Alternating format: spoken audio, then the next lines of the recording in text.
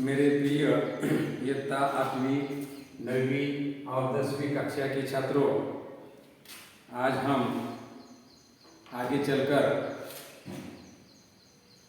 एक नया भाग देखने जा रहे हैं। तो आज हम व्याकरण विभाग भाषा अध्ययन के बारे में जानकारी लेते हैं। ये भाषा अध्ययन का जो भाग है, ये भाग आज हम देखने जा रहे हैं। और इस भाषा अध्ययन में व्याकरण विभाग में आपको सबसे पहले संज्ञा के बारे में जानकारी लेनी है। तो सबसे पहले हमें ये समझना चाहिए कि व्याकरण में संज्ञा क्या होती है, संज्ञा की परिभाषा क्या होती है, और यह जानने के बाद उनके जो 5 भेद हैं, संज्ञा के जो 5 भेद हैं, इन भेदों की ओर हम जाने वाले हैं। तो सबसे पहले हमें इस परिभाषा के बारे में जानना हो तो जिस शब्द से किसी व्यक्ति, वस्तु, स्थान, गुण, भाव, अवस्था आदि का बोध होता है, आदि का बोध होता है, उसे हम संज्ञा कहते हैं। ये क्या कहते हैं? संज्ञा कहते हैं।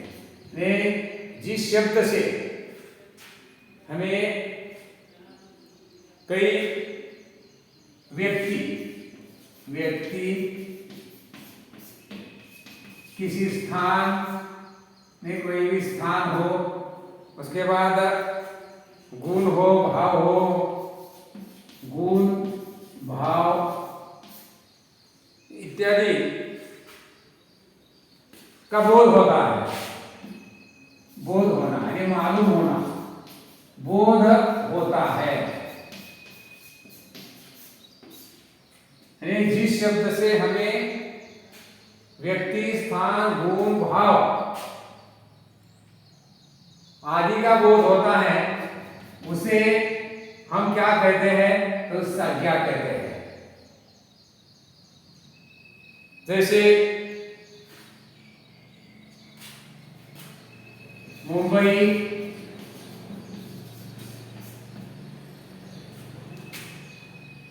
माधुरी,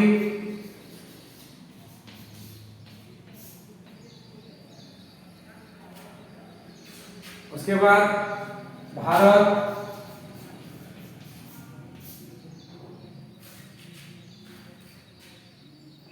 या कोई सोना, लोहा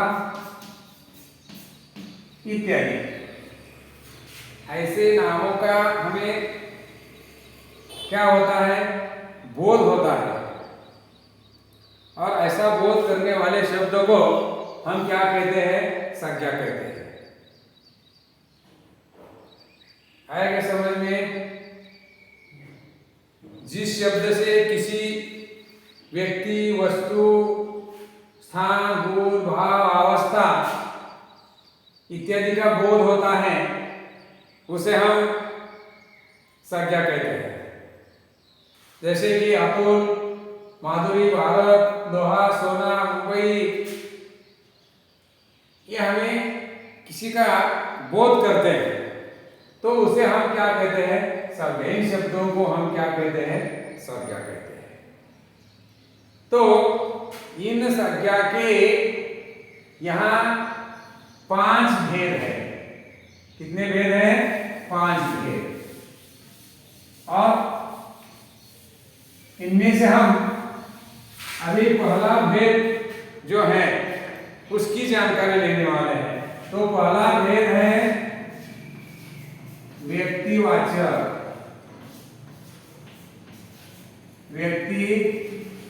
व्यक्तिवाचक संज्ञा। व्यक्तिवाचक संज्ञा किसे कहते हैं, उसकी परिभाषा क्या है, ये परिभाषा सबसे पहले हमें जानना है। किसी व्यक्ति, प्राणी, स्थान, वस्तु इत्यादि के नाम को नहीं, किसी व्यक्ति का नाम है, प्राणी, स्थान, वस्तु इत्यादि के नाम को हम क्या कहते हैं, व्यक्तिवाचक संज्ञा कहते हैं। जैसे व्यक्ति का नाम का बोध होता है, किसी वस्तु के नाम का बोध होता है, या किसी प्राणी के नाम का बोध होता है। जैसे गाय, बैल, या किसी व्यक्ति का नाम अतुल,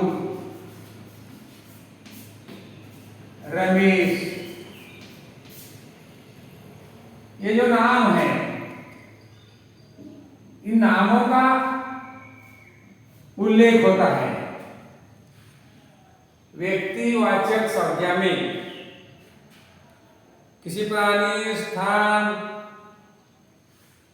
या व्यक्ति, उसका बोध होता है।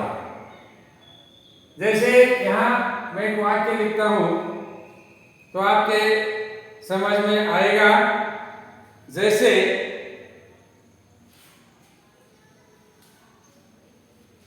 अतुल मेरा नाम है, अतुल मेरा नाम है, ये अतुल मेरा नाम है। तो व्यक्तिवाचक संज्ञा के अनुसार यहां इस वाक्य में एक शब्द आया है, और जो व्यक्तिवाचक है वो कौन सा है, अतुल। तो अतुल क्या है, व्यक्तिवाचक संज्ञा। समझ में आया क्या? हाँ, तो दूसरा एक वाक्य बताता हूं। ताजमहल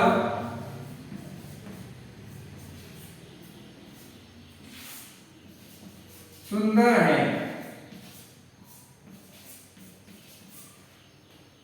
तो यह किसी स्थान का नाम आया है, ये ताजमहल व्यक्तिवाचक संज्ञा।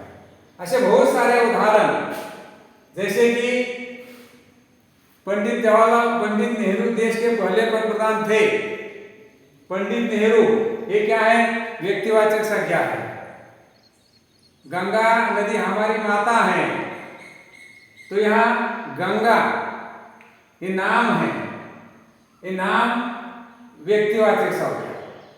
तो उसी प्रकार ये व्यक्तिवाचक संज्ञा का जो पहला भेद है, और इस भेद का के बारे में आपको अभी मैंने जानकारी दी है। तो दूसरा जो भेद है इस संज्ञा का, वो है जातिवाचक। जातिवाचक संज्ञा।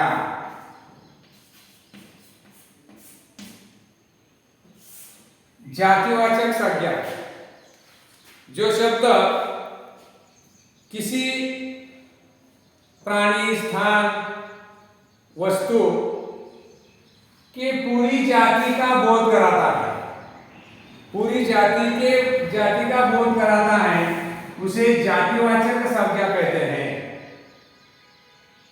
जातिवाचक, जैसे लड़की, जानवर, उसके बाद देश, पंतप्रधान,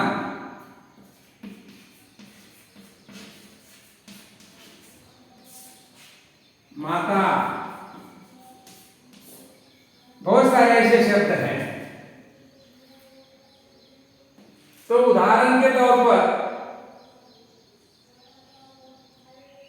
लड़की स्कूल जा रही है, ऐसा वाक्य आपको दिया, तो लड़की जो शब्द है ये शब्द जातिवाचक शब्द है। पंडित नेहरू देश के पंतप्रधान थे, देश जातिवाचक संज्ञा, पंतप्रधान जातिवाचक संज्ञा, गंगा नदी हमारी माता है, गंगा ये व्यक्तिवाचक संज्ञा, नदी जातिवाचक संज्ञा, माता जातिवाचक संज्ञा। में इस प्रकार इस जातिवाचक संज्ञा के बारे में आपने जानकारी ली और उसके बाद तीसरा जो भेद है, तीसरा भेद वह है भाववाचक संज्ञा। भाववाचक संज्ञा, भाववाचक संज्ञा।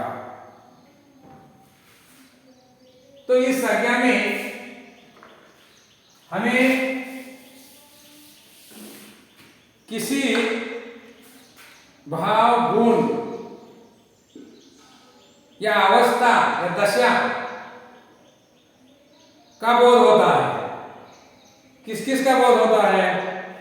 तो किसी भाव, गुण, अवस्था, दशा का बोध होता है, उसे हम भाववाचक संज्ञा कहते हैं।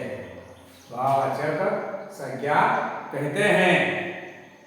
तो उदाहरण के तौर पर यहां बचपन,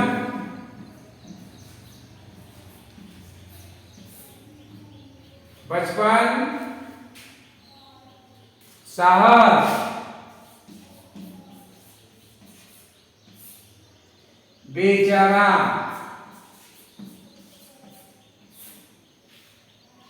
उसके बाद आनंद,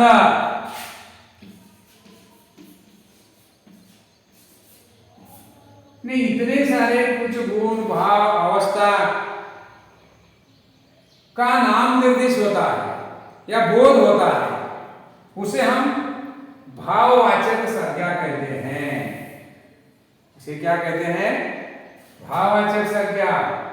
जैसे बचपन बड़ा लुभावना होता है,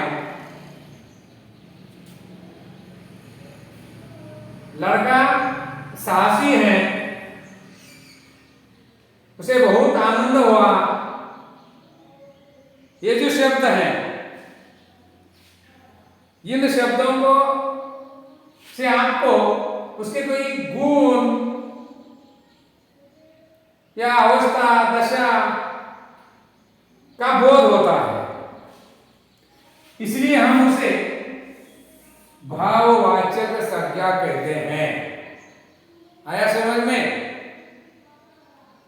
तो चौथा जो भेद है वह है द्रव्यवाचक।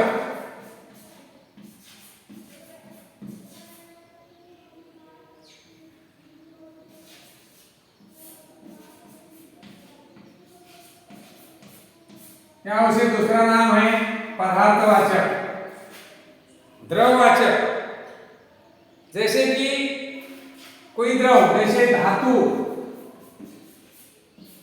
कोई धातु हो या कहीं द्रव्य, द्रव्य हो, धातु, द्रव्य या पदार्थ, पदार्थ का वह बोध कराती है, उसे द्रववाचक संज्ञा कहते हैं। धातु, उनमें चाहे सोना हो, लोहा हो, चांदी हो, ये द्रव में जो तरल पदार्थ होते हैं, जैसे पेट्रोल, डीजल, केरोसिन, घी, दूध, पानी, ये सब द्रव्यवाचक हैं। ऐसे द्रवों का नाम निर्देश यानी बोध करता है। क्या चाहे पदार्थ हो, कोई अनाज है, गेहूं, चावल, ये अनाज जो है इसका नाम निर्देशित करता है। यानी जो संज्ञा धातु, पदार्थ, द्रव में जो भी सभी तरल पदार्थ है, सभी धातु है, सभी अनाज है, इन सबका बोध कराता उसे द्रव्यवाचक संज्ञा कहते हैं। जैसे सोना बहुत कीमती होता है, पानी हमारा जीवन है, पेट्रोल बहुत महंगा है, चाहे पदार्थ हो, गेहूं की फसल अच्छी आई है, उसमें गेहूं ये द्रव्यवाचक संज्ञा है। लोहा, सोना, पेट्रोल, डीजल, पानी, दूध, घी, ये सब तरल पदार्थ हैं। ये सब क्या है? द्रव्यवाचक है। इसलिए द्रव्यवाचक संज्ञा इसी प्रकार हम उसे पहचान सकते हैं। और आगे का आखिरी जो भाग है वह समूहवाचक, यानी समूह मतलब आपको मालूम होता है समूहवाचक, यानी समूह, जो भी समूह होता है। जैसे इस संज्ञा से हमें किसी समुदाय, समूह का बोध होता है। समूह या समुदाय, समुदाय का बोध होता है। तो समूह वाले शब्द या समुदाय वाले शब्द आपको मालूम है। जैसे कक्षा, सेना, दल, भीड़, सभा, ये सब समूहवाचक है। कक्षा समूहवाचक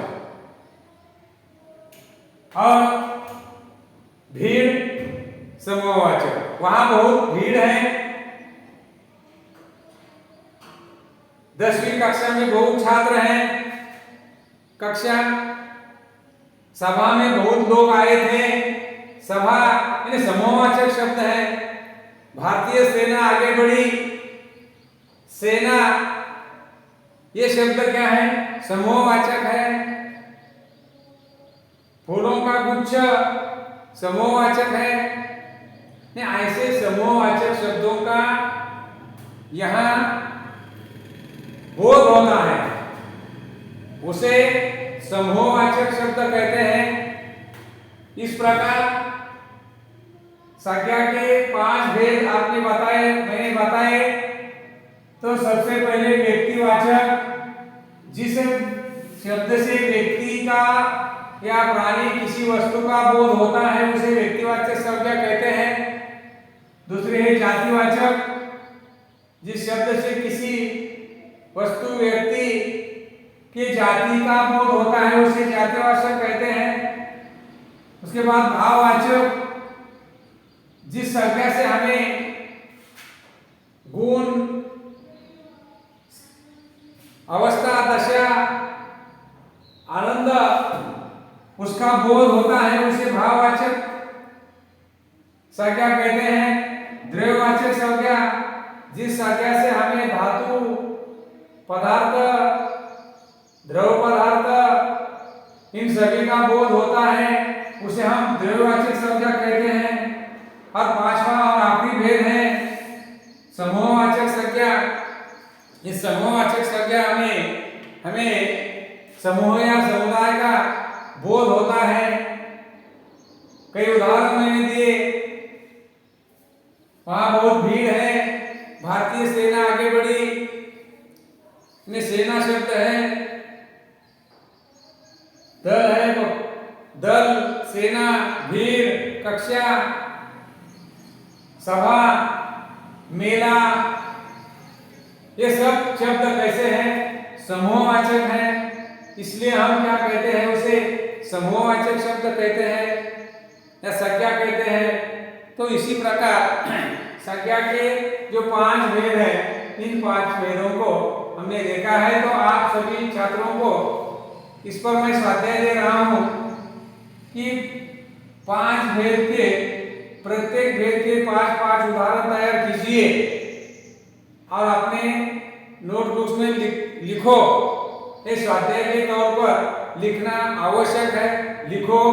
और यहाँ मैं रुकता हूँ। धन्यवाद।